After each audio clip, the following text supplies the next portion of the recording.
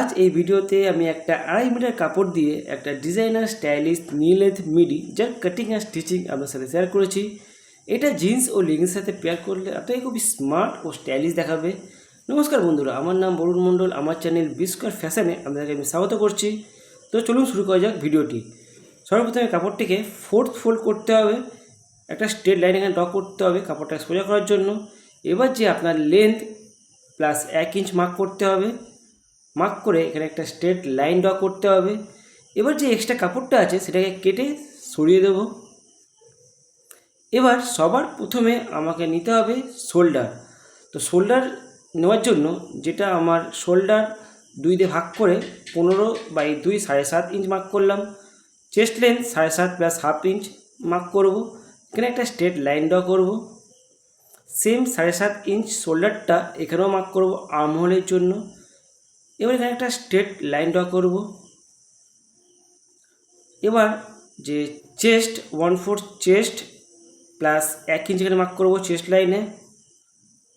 Shoulder to waist length 13.5 inch, এখানে একটা straight line draw করব। Waist divide by 4 plus 1 inch এখানে mark করব। Same shoulder to hip length 21.5 inch, এখানে একটা স্ট্রেট লাইন ড্র করব। এবার 1/4 হিপ প্লাস 1 ইঞ্চ এখানে মার্ক করব।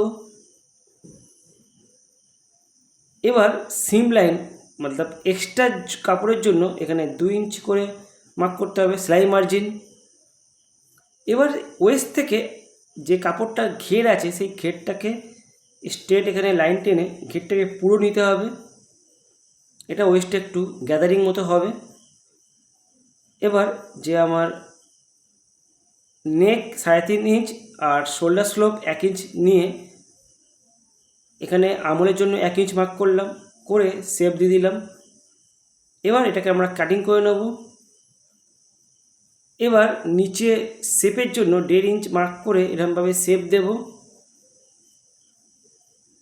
এবার এই শেপটাকে কাটিং করে নেব। এবার চলে যাব আবার হচ্ছে যে আমার যে চেস্ট আর ওয়েস্ট আর হিপে যে মার্ক করেছিলাম সেই মার্কটা অপোজিট সাইডে এরকমভাবে দিয়ে মার্ক করে নিতে হবে।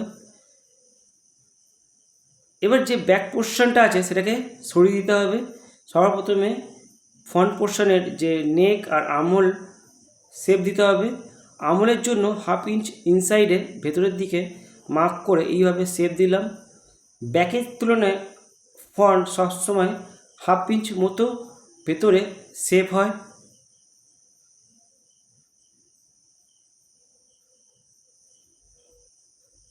এবার নেব হচ্ছে ফ্রন্ট নেক 3.5 ইঞ্চ হচ্ছে উইথ আর লেন্থ হচ্ছে 7.5 ইঞ্চ নিয়ে একটা ভি শেপ করব,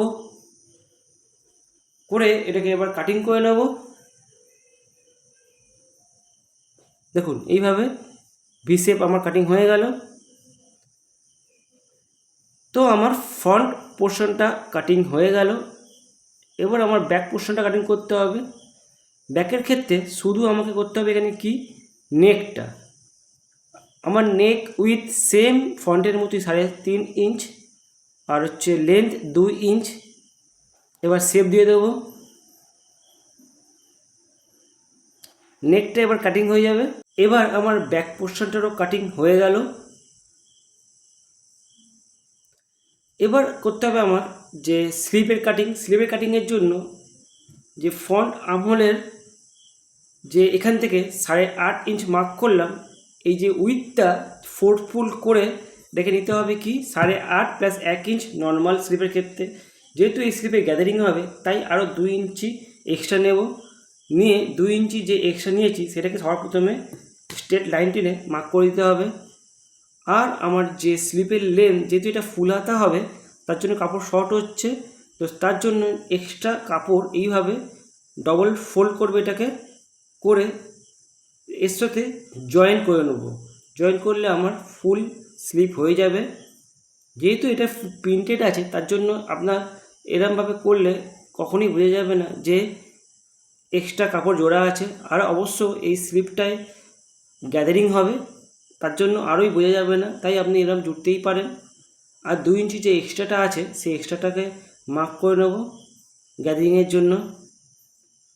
এখানে একটা স্ট্রেট লাইন ড্র করলাম, এটা এক্সট্রা আমার গ্যাদারিং হবে। এবার যে আমার স্লিপ যে মৌরি সেটা নেব 4.5 ইঞ্চ। এখান থেকে 3.5 ইঞ্চ ভেতরে স্লিপ ক্যাপে শেপ দেব। এবার যে মার্কিংটা করা আছে সেই মার্কিং অনুযায়ী কাটিংটা হয়ে যাবে।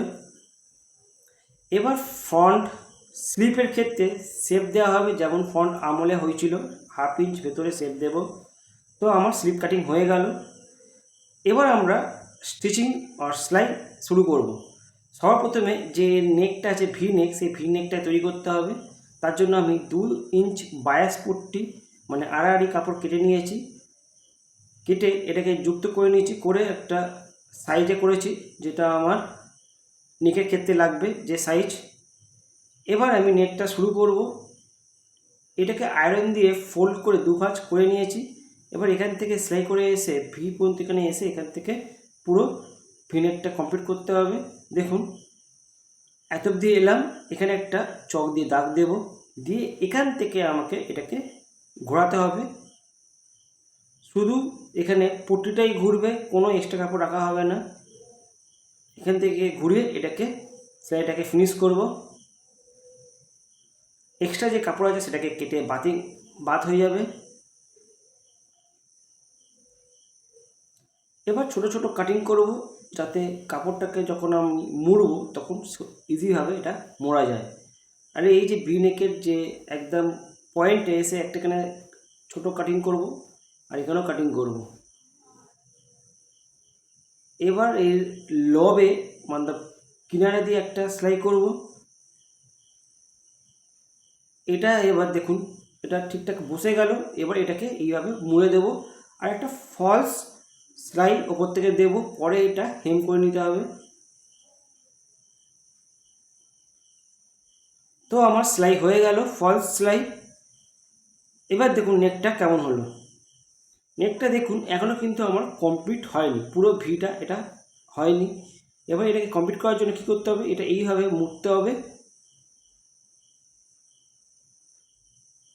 মুড়ে এইভাবে সমান করে একদম ভি পয়েন্টে এসে এখানে একটা এইভাবে একটা সেলাই দিতে হবে ক্যাপচা করে। এবার এই সেলাইটা দেওয়ার পর দেখুন নেকটা কীভাবে বসবে। এই দেখুন এবার দেখুন ভি নেকটা কী সুন্দরভাবে বসে গেল। এটা হচ্ছে ভি নেক করার সবচেয়ে সোজা পদ্ধতি আমার মতে। এবার আমরা হচ্ছে এর ব্যাক পোর্শনটা করব। ব্যাক পোর্শনে সিম্পল সেম ডবল পট্টি করে কাপড়কে 2 ভাঁজ করে আয়রন দিয়ে 2 ভাঁজ করে এটাকে এইভাবে ধরে এইভাবে লাগাতে হবে, আর এইভাবে কমপ্লিট করতে হবে। এবার ফ্রন্ট আর ব্যাক দুটোকে জুড়তে হবে। তো ফ্রন্ট আর ব্যাক জোড়ার জন্য দুটো যে শোল্ডার, ফ্রন্ট আর ব্যাকের শোল্ডারকে আমনে সামনে রাখতে হবে, এবং এর মধ্যে যে পট্টি লাগানো আছে সেই পট্টিটাকে দুটোকেই খুলে দিতে হবে। খুলে মানে যে কাঁচা সেলাই দেওয়া আছে সেটাকে খুলে পট্টিটাকে খুলে পিন দিয়ে সেট করে জুড়তে হবে, এবং এতে খেয়াল রাখতে হবে যে দুটো পট্টি যাতে আমনে সামনে বরাবরভাবে থাকে। তো এই জোড়াটা হয়ে গেল। এবার নেক্সট যে শোল্ডার আছে সেই শোল্ডারটাকেও সেমভাবে পট্টি দুটোকে খোলা রেখে পিন দিয়ে সেট করে তারপর জুড়ব।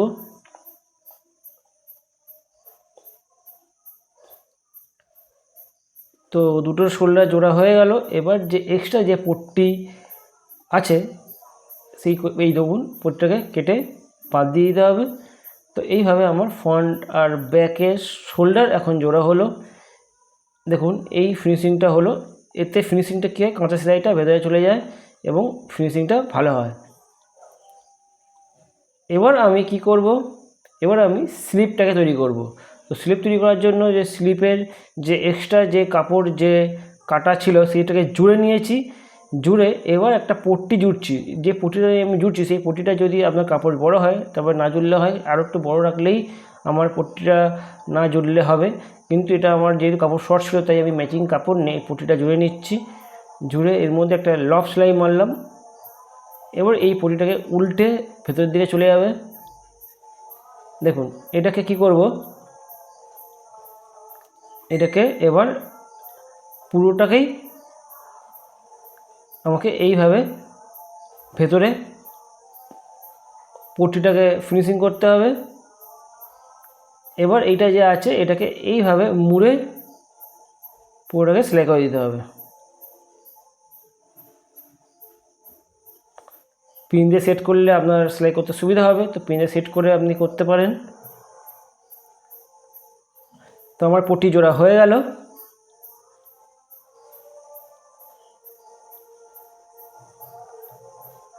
এবার এর যে হাতের যে মড়ি, যে ইলাস্টিকটা দেবো সেটা দেখুন, হাতের মড়িটা যে মাপ আছে তার থেকে 2 ইঞ্চি একটু বেশি আপনাকে নিতে হবে।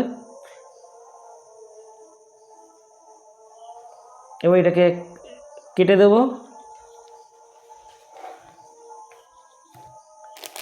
কেটে এবার এটা এর মধ্যে ঢোকাতে হবে।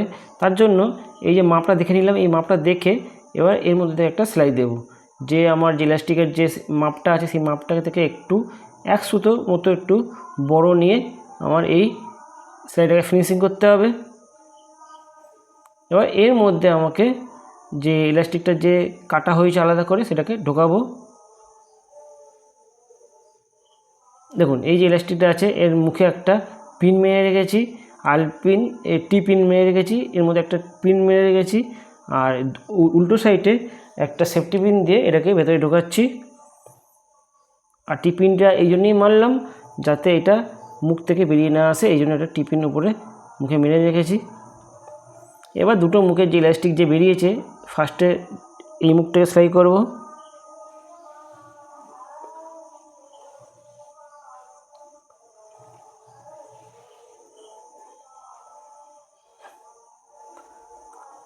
আর এবার এই যে নেক্সট মুখটা আছে সেটাকেও সেলাই করে নেব।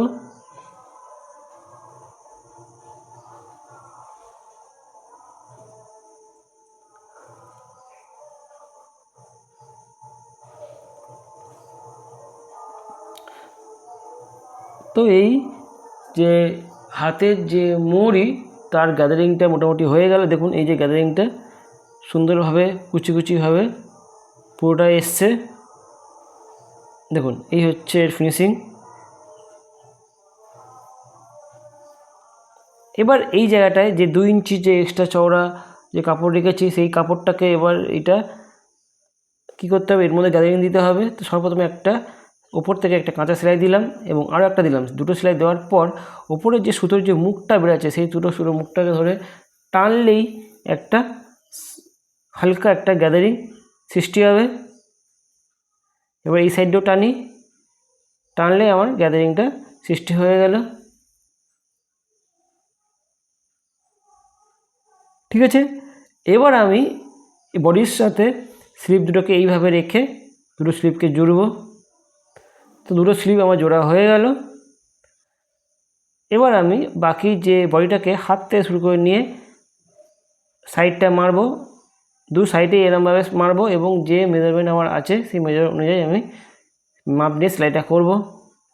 তো এই আমার মিডি কমপ্লিট হয়ে গেল। যেমন আমি ভিডিওর শুরুতে বলেছিলাম যে এই মিডিটা বানানো খুবই সোজা এবং একে পরলে আপনাকে স্টাইলিশ ও স্মার্ট লাগবে। এবং এই মিডির মধ্যে খালি আমি একটা বেল্ট একটা ম্যাচিং অ্যাড করে দিয়েছি। তো এই মিডিটার লুকস আরও খুলে গেছে। তো বন্ধুরা যদি ভিডিওটা থেকে কিছু শিখে থাকেন, যদি ভিডিওটা ভালো লেগে থাকে তো অবশ্যই লাইক, শেয়ার এবং কমেন্ট অবশ্যই করবেন। Thanks for watching.